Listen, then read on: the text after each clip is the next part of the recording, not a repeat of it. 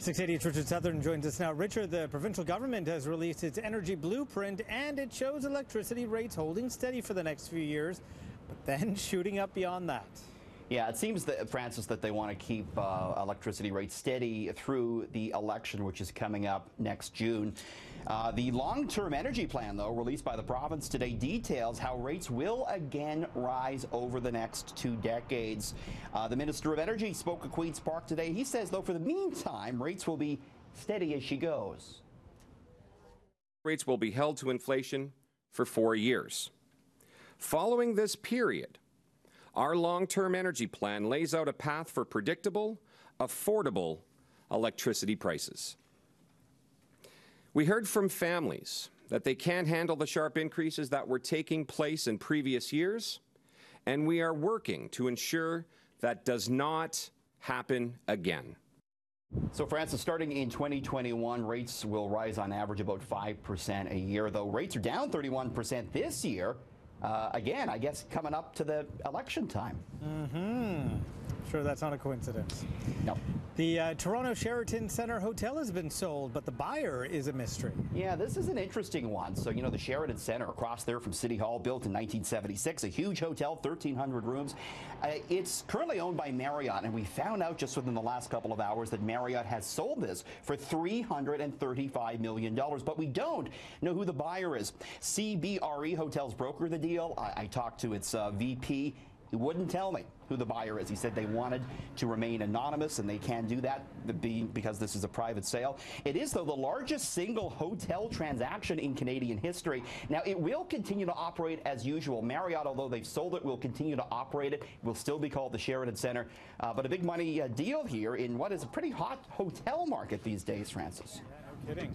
So many adult ghosts and goblins will be heading out to Halloween party Saturday, and it'll be the busiest day of the year for some businesses. Absolutely. Good luck finding a cab in Toronto. The cabbies will be very busy on Saturday. I'm just off the phone with Christine Hubbard, head of operations at Beck Cabs. The busiest day of the year is the Saturday before Halloween. It has surpassed New Year's Eve even. How much business do you expect to do? Between the hours of 8 p.m. and 4 a.m. on that Saturday night, we'll probably triple the usual amount of trips, and we could be doing somewhere around 1,500 trip orders an hour. Uber's been talking to me about their plans for Saturday. They're expecting to be busy as well. Has that company cut into your business on busy days like you're expecting on Saturday? I would say that Beck has never been busier. We are seeing our numbers increasing year over year, and this is expected to be the busiest one yet. The one thing that we'll never do is surge price. He was eager to highlight that fact because Uber Canada tells me that they are also expecting this Saturday evening to be their busiest day of the year. And of course, there will be surge pricing expected to start around 5 p.m. and last all the way till 3 p.m. And Uber is looking at data from last year's Halloween to find out where the top party destinations will be. So let's take a look at that. They think number one will be King West, anywhere west of Spadina. Big parties going on there, followed by Queen West, Little Italy, the Village, and Union Station. Francis, have you decided what you're going to be going as yet? I have not. Neither have I. I need some ideas. Maybe My life something is money scary related. enough, Richard. It's frightening. It is. Being at the hockey rink so long, like honestly, that is the most scariest thing for me. You got your boy. You never used to like sports, and now with your boys playing hockey, your whole life is now hockey. And I still don't like sports, Richard. But I do it. It's scary. You don't like the cost, I imagine. That's No, probably part of it. It's all good. So let's talk about Bill Cosby. He's reportedly trying to take out a huge loan as his legal bills pile up. Yeah, absolutely. The disgraced comedian, according to the New York Daily News, is trying to take a $30 million loan out against his Manhattan townhouse. And this would be an indication, they think, that banks won't lend to him. He's looking for what they call a hard money loan, which typically has a very high interest rate tied to it. It's repaid over a short period of time. According to the paper, Francis, lenders aren't keen to give Cosby the money because they don't think he has enough equity. They're also worried that if they foreclose on his townhouse, that they will have trouble selling it because of Cosby's name. He has recently hired Michael Jackson defense attorney Tom Mesereau. Of course, he's going up for trial again this spring. He's been accused of sexual assault. by more than 50 women.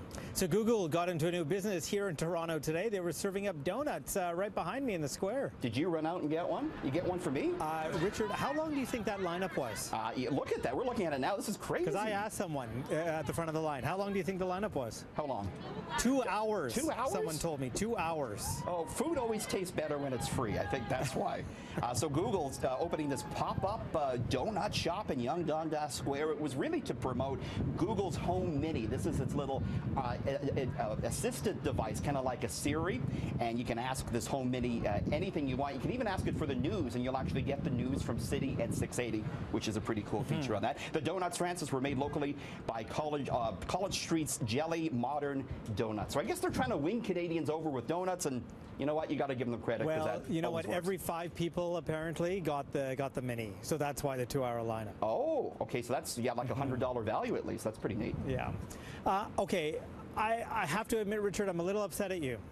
Because I knew you were doing the this big Starbucks, you know, that new zombie drink, whatever, the Frappuccino, and I thought you would kind of have one delivered to me so we could try it out on air, but no, you were selfish and did it all for yourself. I was actually looking out for your health because of the high sugar levels in here. You're on TV all the time, so you got to watch, the waistline. I was doing you a favor, Francis. But indeed, Starbucks confirmed what we were reporting the other week, that as of today, it's coming out with a zombie Frappuccino for Halloween.